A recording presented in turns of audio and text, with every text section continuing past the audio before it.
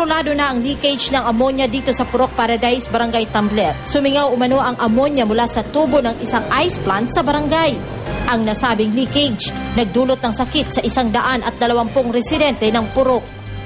So na-prove yun na mo man tungod kay lahi yun nga mong gibati ato niya halang kayo magluwa-luwa ang mga mata. Yan ang mga bata ato naghangyod ang giubo, gikalintura. Dili na kayong mga bata apil pang mga tiguang. Unang inireklamo ng mga residente ang masangsang na amoy sa kanilang lugar nitong Martes. Duda ng mga residente nang galing ito sa Ramona Ice Plant. 200 metro lang kasi ang layo ng planta mula sa kanilang mga bahay.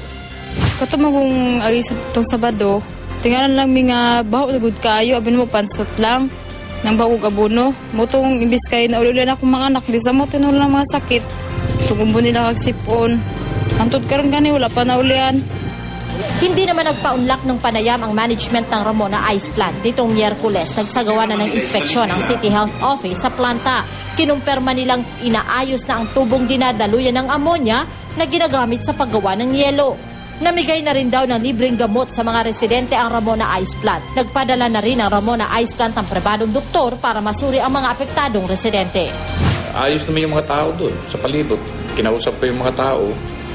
At tinignan ko rin yung mga condition nila at binigyan namin ng mga advices o recommendations na gagawin. At yan ang mga balita dito sa SOC Searchen. Balik sa iyo, Igan.